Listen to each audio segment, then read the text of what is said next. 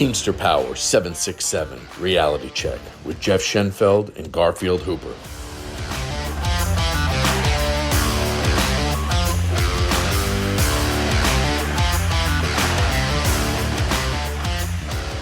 All right, Garfield, how we doing today? Doing good. Doing good. Yeah. Nice, relaxing Sunday. I made a fresh sauce this morning Oh, yeah? from the San Marzano tomatoes. Oh, We're ready to nice. go. Yeah. Yeah, my wife. It woke my wife up. You know how in the cartoons they have when they smell something they follow it with. So yeah. But that's that. Let's get down to business. We're gonna Mm-hmm. get right into it. We are gonna talk about the 8 hour requests. And I'm gonna put it in quotes, the 8.5 hour request. It is what it is. That's what the language It is says. what it is. We don't Yep. have to agree with it. We just have to abide by it. Yeah, exactly. So let's start with it, Garfield. There are some issues with certain things that were going on. We're going to read right from the contract, Yep. and we'll explain it. And we're just hopefully we can clear up any issues. We've talked about this before, but we're going to talk about it Yeah, again. 100%. So So yeah, we're just going to read yeah, from the national language because our supplemental language in Southern mirrors the mhm, national.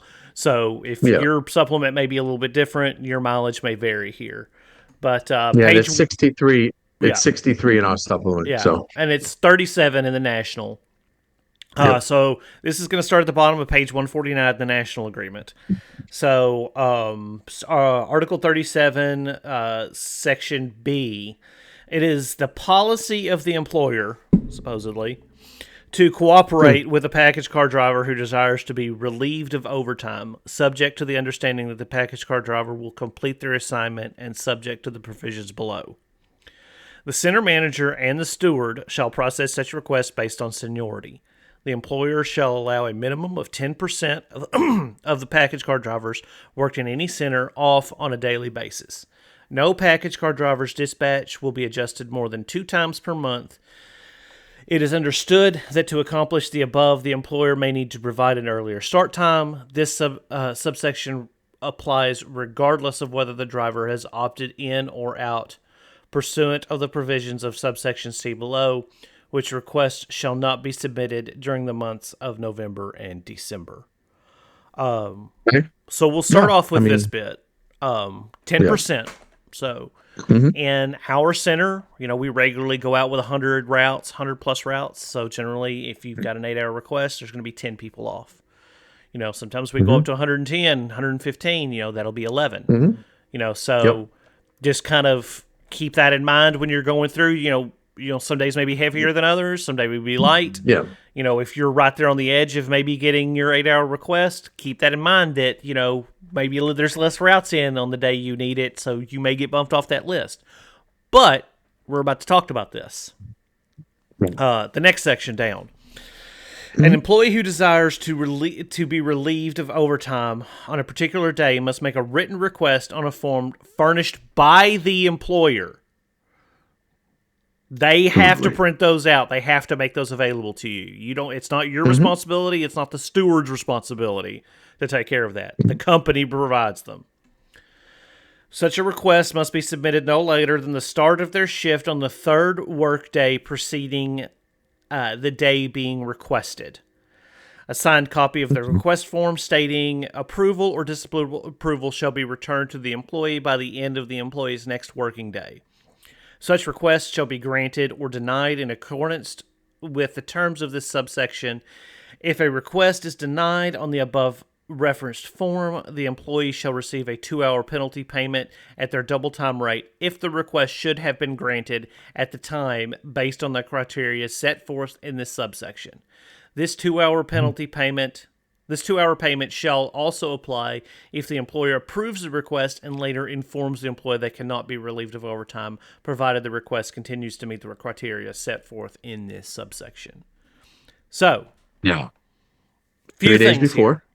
3 days before. It's like, for instance, this is how I read it. And Jeff, correct me if I'm wrong. If you're requesting a 8 hour request on a Friday, then you would need to make that request Tuesday before your start time. That's the latest you could do it. Mhm. So then, at that point, the center manager or whoever does the approval, in our center, it's the dispatcher that does the approval. So he does. So we hand it to him, and then first, it's supposed to come back to you within 24 hours. So by the next morning, Next day. you should have a hey, you're approved or denied. Absolutely. If You have to have a good there's reason if you're denied. Yeah, it has to be a good reason if they're denied. Too many people are already requesting. Yeah. That's, as far as I know, that's the only reason they should be denying you at that point. I can't think of another one. Yeah. So, if it gets denied, then okay, well, nothing you can do. You're low on seniority. Other people wanted it off. There's not much you can do. However, Yeah. Our building, like they put everybody's name up on a calendar, on a whiteboard calendar that says, hey, these 10 people are off on Friday. But you come in on Friday and there's 110 routes in. Well, that's where it comes in and say the center manager and the steward shall process such request based on seniority. Yep. So your center manager or your dispatcher should be with your steward and be like, "Hey, you've got 11 approved. Who else is there? Anybody other approvals it could be?" And then you say, "Hey, you could get him his 8-hour request now." And if they, oh well, we're not going to do that. We already denied him. Well, then the steward can come to you and say, "Hey, you should have gotten this request, so you can still file now because they denied you, but they shouldn't have because by the language." You should have gotten awarded that. Absolutely. Yeah. Absolutely. And, listen, we know they try to play games, right? The company, because they'll always try to have people, they want to have people on Friday working. They don't want to do, so look for that on Fridays for them to try to do something. And we just got to hold them accountable for it. I mean, that's it. Hold them to the penalty, hold them to it. And the same thing too is like, oh, well, one of the higher seniority drivers, they weren't going to be able to, it was going to be too much work for them to pull it off. So we'll just give him the day off. Well, that opens up another spot for an 8-hour request. If they gave him the day off that day, then he's not working that day. So that's another reason to file on it. Yep. Yep. What else in this part? I mean, we talked about the penalties and stuff. Yeah. I've also argued that if the company doesn't get you your form back on time, that they owe you your 2 hours of penalty pay, because it says right there in plain English that you're supposed to get your form back within 24 hours, approved or denied. How are you supposed to be able to make plans if they can't return a form to you in 24 hours and say, hey, this is approved or this is denied based on whatever reason? If you denied, at least you know. If you're approved and they can't give it, then you can make plans, and then, something comes up and you end up missing it or whatever. You got to, we've got lives to live too. So, this I don't think it's too much to ask of a $1 billion company to be able to say, hey, I only want to work 8 hours 2 days a month. Yeah. Oh, I mean, listen, you're right. And, you have to, you can't let them get away with, just not doing it, within 24 hours of you giving it to them. If you're giving them the right time, 3 days before, they have to do the right thing. That's it. You hold them to it. Yeah. So, and to be fair too, like obviously we're talking about the minimum. I mean, if you can give it to them the week ahead, 2 weeks ahead or whatever, give it to them then. Like, you don't have to wait until the last minute, but you have until the last minute if that's what you choose to do. Yeah. Following the contract. Yep. Okay, let's go here. Next paragraph. In addition, if an employee's request is granted but the employer fails to adjust the driver's dispatch prior to but no later than their scheduled start time so as to provide an amount of work that can reasonably be completed within 8 hours, which then causes the driver to work in excess of 8.5 hours to complete their route, The driver shall be entitled to a 2-hour penalty pay at their double time rate, and the driver will retain the 8-hour request for later use. But no penalty shall be due if the employee exceeds the 8.5 hour threshold as a result of events beyond the employer's control. So God. So, Yeah. I mean, once again, the company is going to say, "Oh, well, this is an 8-hour day." Well, just because your computer says it's an 8-hour day doesn't mean it's an 8-hour day. You My know that. God. I know that. Jeff knows that. Yep. Yeah. Yeah. What That's you can do in ridiculous. 8 hours. If they didn't give you an 8-hour request, make it clear that morning. Hey, this isn't an 8-hour. I'm not going to make my Yep. 8-hour in the morning. Mhm. So let them know. They're supposed to, they're supposed to adjust it. If you're not going to make it, hey, can we take some work off? Of course, they can deny it. You can't just say, no, I'm not going to work. I'm not going to do it, or Yeah. I'm going to take work Don't off. do that. Don't do that. Yeah. Don't do that. But the problem here, what I know people have issue with is it's an 8-hour request, but look, it says if you're gonna in excess of 8.5 hours, that's the grace period that's in the contract. I mean, don't know why. I mean, I don't understand why, and I don't know. I mean, I don't know if there was a grievance ever to push it, say, hey, look, it says 8-hour request, but it says this because, I mean, it is pretty clear. I mean, there's a grace period. I don't even know why it's in there though, but it is. So The company's, know. I mean, once again, the company's going to argue that, they're, well, just like the end of this, beyond the events beyond the employer's control. If you're done and you're going to make it in by 8 hours, but there's a bad wreck on the highway and you end up spending 45 minutes on the highway on the way in, the company's going to say, hey, that's not our fault. Yeah. Somebody had a wreck, whatever. I've never seen that happen to where the company argued that successfully, but I'm sure it's happened somewhere. Yeah, absolutely. But I mean, we can piss, moan, and whine about the 8-hour request being 8.5, but I mean that is what it is. Yeah. I mean, if the company tries to say a certain thing also about, this happened and this happened and it's questionable. If it's questionable, then you fight it. Yeah. That's it. You don't just accept what they say. If it seems questionable, that's it. No, this is not what happened. Hey, but you did this and you did that. No. We're not going to do that. We're not going to do that. And you put in a grievance for it. Yeah, okay. 100%. And again, you know, in the Southern supplement, we have 2 a month, right? There are other supplements where there's 3. Yeah. Okay. I don't know why. I mean, well, it's 2 a month if you get them approved. If they get awarded to you, it's important too. And that's that was a change in this current contract is if you are approved for an 8-hour and you don't get it, you retain it and you still get the penalty. Used to, you could just get the penalty and then you just lose it.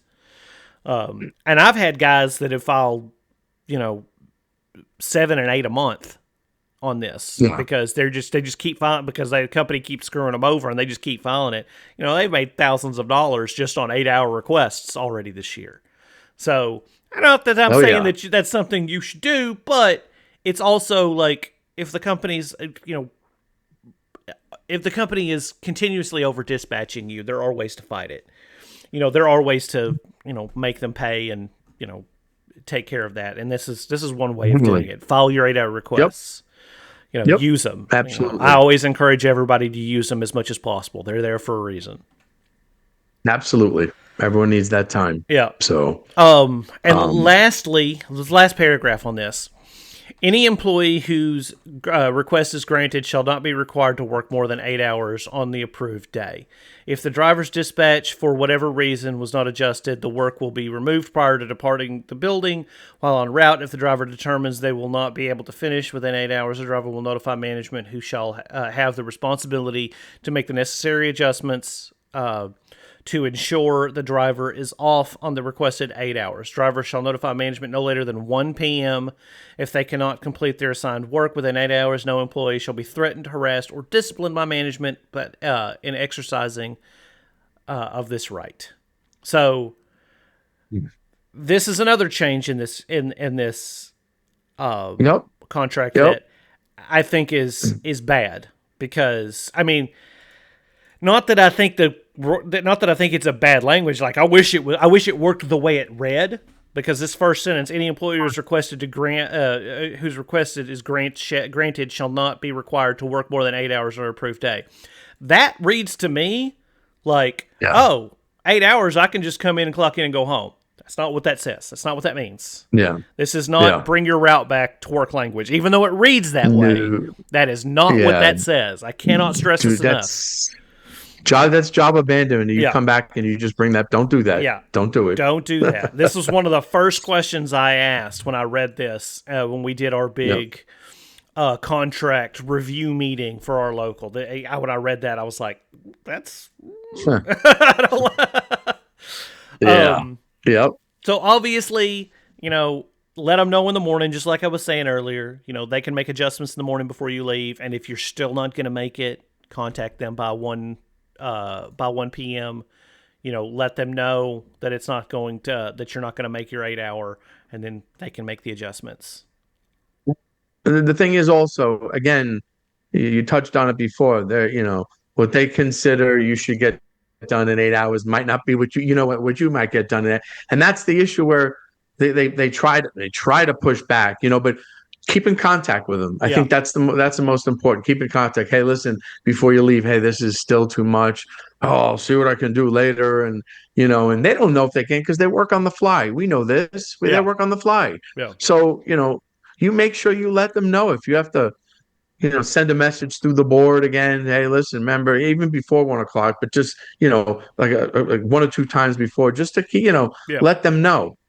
And, just any messing around they do, anything you think they might be doing, speak with a steward and get with the BA and be like, hey, this is what's happening. Don't let it die with you. Don't let it say, don't let it, just be like, okay, it happened to me. That's it. I'm not going. Let people know about it so we could help other people that it's happening to across the district. Yeah. You see them try and play games like that in your building? I mean, it's always something. I mean, it really is. Yeah. Really is. Yeah. It is. It is. But I mean, these are things that were some adjustments in the contract, obviously. But it's important. And again, we spoke to this language. We spoke to it about it before. Any issues, contact the steward, contact the BA. Yeah. Don't bring your route back in without telling anyone to see yet. So always speak with Madge. Those are very important things, and get it in 3 days before. You expect a response within 24 hours. If not, get with a steward. Yeah. Okay, that's important. Don't keep it to yourself. We need to make other people aware of this. So, but all right, well, good. Hopefully this will help a lot of people. And any questions you can just send to our email. But other than that, for myself and Garfield, have a good day. We all deal with national language, but on this podcast, when it comes to supplemental language, we deal mostly with the southern region. And as always, it's best to get advice from your local stewards or business agents. If you would like to reach out to us with any questions, we have an email address, 767realitycheck@gmail.com. That's 767realitycheck@gmail.com. And remember, strong people stand up for themselves, but the strongest people stand up for others.